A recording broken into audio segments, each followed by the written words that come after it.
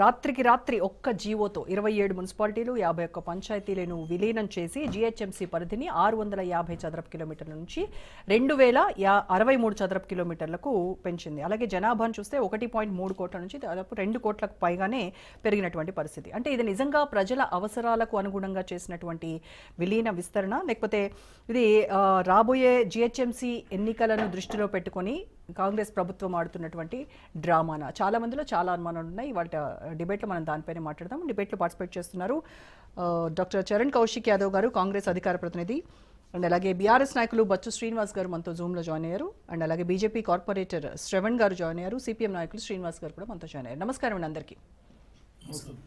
Right, Charan Kaushik గారు, ఏంటి చాలా మందిలో చాలా డౌట్స్ అయితే ఉన్నాయి. కొందరికి ఇష్టం, కొందరికి కష్టంగా ఉంది ఈ విస్తరణ అనేది.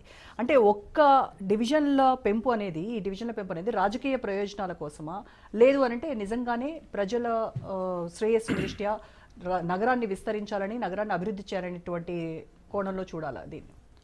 అంటే ప్రజలకు ఉపయోగకరంగా ఉండాలని చెప్పి భావించింది కాబట్టే ఇక్కడ జిహెచ్ఎంసీ, ఎందుకంటే ఇప్పుడే కాదు 2007లో కూడా ఇక్కడ డీలిమిటేషన్ జరిగింది. తర్వాత 2008లో యాక్ట్, హెచ్ఎండి యాక్ట్ తీసుకొచ్చారు. 2009 ముందు అంటే దాదాపు 13 మున్సిపాలిటీ కూడా 2007లో మెర్జ్ చేసిన పరిస్థితి మనం చూసినాం. మున్సిపాలిటీ 1955లో మున్సిపల్ కార్పొరేషన్ హైదరాబాద్ ఏర్పడితే 2007లో రాజశేఖర్ గారు వచ్చిన తర్వాత జిహెచ్ఎంసీ యాక్ట్గా రూపాంతరం చెందిన తర్వాత 13 మున్సిపాలిటీ ఆనాడు కూడా మెర్జ్ చేసిన పరిస్థితి మనం చూసినాం. తర్వాత అప్పుడు కూడా ఉండే హైదరాబాద్ అర్బన్ డెవలప్మెంట్ అథారిటీ ఉండే, తర్వాత అది హెచ్ఎండిఏ రూపాంతరం Hyderabad metropolitan development authority 2008 act. అదే కాకుండా హెచ్ఎండిఏ పరిధి 7,200 square kilometres, GHMC 750 square kilometres ఉంటే ఇప్పుడు కోర్ అర్బన్ ఏరియా ఏదైతే ఉందో, క్యూర్ అని చెప్పేసి మనం నామకరణం చేసుకున్నాం కదా, అదే కోర్ అర్బన్ రీజనల్ ఎకానమీ ఏదైతే జోన్గా ప్రకటించుకున్నాం ఆ ఏరియా మొత్తాన్ని జిహెచ్ఎంసీలో మెర్జ్ చేయడం జరిగింది. ఇప్పుడు దాదాపు 2000 నుంచి 2400 స్క్వేర్ కిలోమీటర్గా మారింది. దానిలో భాగంగా మనం బెంగళూరు చూసుకున్నట్లయితే, బెంగళూరు తర్వాత హెచ్ఎండి ఇక్కడ అర్బన్ డెవలప్మెంట్ అథారిటీ ఏదైతుందో భారతదేశంలో నెంబర్ 1 అది, తర్వాత హెచ్ఎండిఏనే నెంబర్ 2. అదే కాకుండా భారతదేశంలో చాలా కార్పొరేషన్లు ఉన్నాయి. ఒకటి బెంగళూరు కావచ్చు, అదే కాకుండా ముంబై కావచ్చు, ఢిల్లీ కావచ్చు, తర్వాత చెన్నై కావచ్చు. ఢిల్లీ కూడా 3గా సెంట్రల్, నార్త్, సౌత్ అని చెప్పి ఏర్పాటు చేసుకున్నారు. బెంగళూరు అదేవిధంగా ముంబై కూడా అదే పరిస్థితి. అదే కాకుండా హైదరాబాద్లో ఉన్నటువంటి దాదాపు 150 కార్పొరేటర్లు ఉంటే దాన్ని 300 తీశారు. ఇప్పుడు ఆ పరిధి కూడా పెరిగిన పరిస్థితి, ఎందుకంటే 2000 నుంచి 2400 స్క్వేర్ కిలోమీటర్ ఉంది కాబట్టి 300 చేశారు. గతంలో ఇంకొకటి కూడా ఉండే, ఎందుకంటే ఒక నియోజకవర్గంలో కార్పొరేటర్ 2 దిక్కులు వచ్చేవారు. ఇప్పుడు బేగంపేట ఉందనుకోండి, పాటు సనత్ నగర్ వస్తుంది, పాటు కూకట్పల్లి వస్తుంది. అదే కాకుండా సోమాజి కూడా పాటు ఖైరతాబాద్ వస్తుంది, పాటు జూబ్లీస్ వచ్చిన పరిస్థితి మనం చూసినాం. కాబట్టి ఆ పరిస్థితి లేకుండా ఏ నియోజకవర్గంలో ఉన్నటువంటి కార్పొరేటర్ ఆ నియోజకవర్గంలో ఉండే విధంగా ఇక్కడ చాలా స్పష్టంగా ఒక కమిటీని కాన్స్టిట్యూట్ చేసి చాలా స్పష్టంగా ప్రకటించారు. అదే ఇంకేమైనా అభ్యంతరాలు ఉంటే కూడా వారం రోజులలో తెలియజేయచ్చు అని చెప్పేసి చాలా స్పష్టంగా గెజిట్లో డివిజన్ల మధ్య మాత్రం భారీ డిఫరెన్స్ అనేది ఉంది. ఫర్ ఎగ్జాంపుల్ చూస్తే తుక్కుగూడ డివిజన్లో 15,000 మంది ఉంటే బోడుపల్లో 50,000 మంది ఉన్నారు. మరి ఇది ఎలాగా ఈక్వాలిటీ, ఎలా సమానత్వం అవుతుంది మేడం? ఇక్కడ చాలా స్పష్టం, 1,60,00,000 జనాభా. అవును, దాన్ని డివైడ్ చేయండి, 300 చేసినప్పుడు 53,333 వస్తూ ఉంది.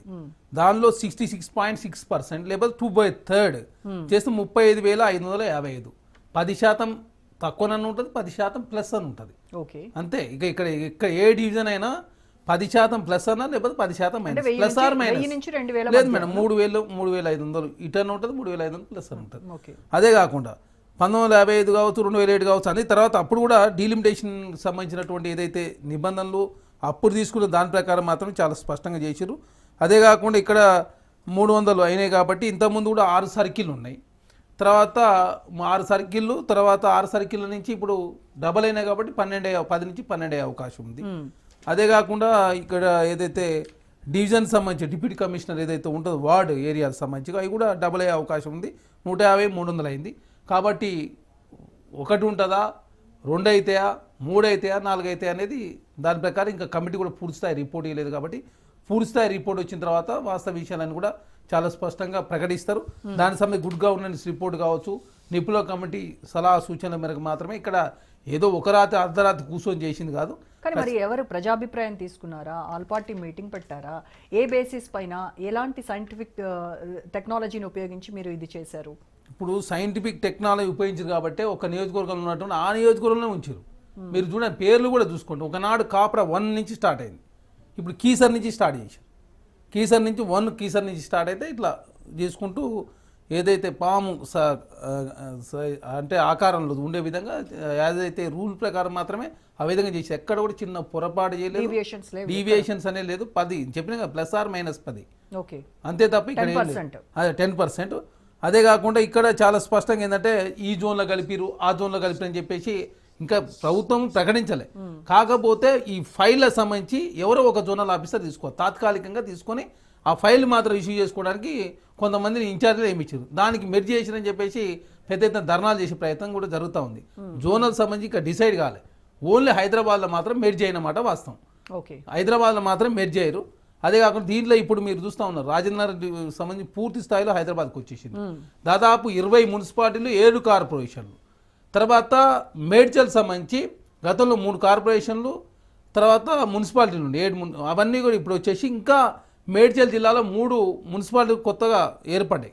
అదే కాకుండా కుత్బులాపూర్ మొత్తం జిహెచ్ఎంసీలోకి వచ్చేసింది. తర్వాత ఉప్పల్ ఆల్రెడీ ఇంతకుముందే ఉన్నది, సికింద్రాబాద్ ఉన్నది, కుత్బులాపూర్, మల్కాయిరి కంటోన్మెంట్ సంబంధించి మొత్తం ఓల్డ్ సిటీ కావచ్చు, రాజధాని మొత్తం వచ్చింది షేర్లింగంపల్లి, తర్వాత పటాన్ చెరువు, తర్వాత ఇవన్నీ మహేశ్వరం సంబంధించి కూడా పూర్తి స్థాయిలో మహేశ్వరం కూడా ఇప్పుడు హైదరాబాద్కి వచ్చి ఇంకా రూరల్ కూడా ఉన్నది అక్కడ.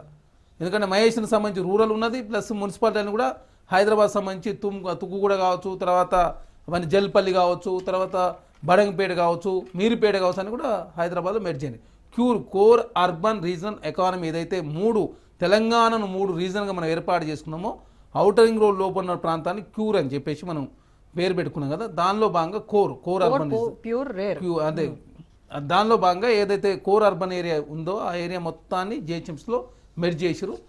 తర్వాత ఇది 2 ఉంటుందా 3 అవుతుందా 4 అవుతుందా అనేది తర్వాత డిసైడ్ చేస్తారు. వార్తలు వస్తూ ఉన్నాయి, ఒక్కోళ్ళు ఏంటంటే వాళ్ళు సైబరాబాద్ అని, హైదరాబాద్ అని, లేకపోతే శంషాబాద్ అని, సైబరాబాద్ అని 4 డివైడ్ అవుతాయి. ఒకరు రాచకొండ, లేకపోతే హైదరాబాద్ కమిషనరేట్ పరిధి, సైబరాబాద్ కమిషనరేట్ పరిధిలో 3 అవుతాయి అని చెప్పేసి ఒకరు.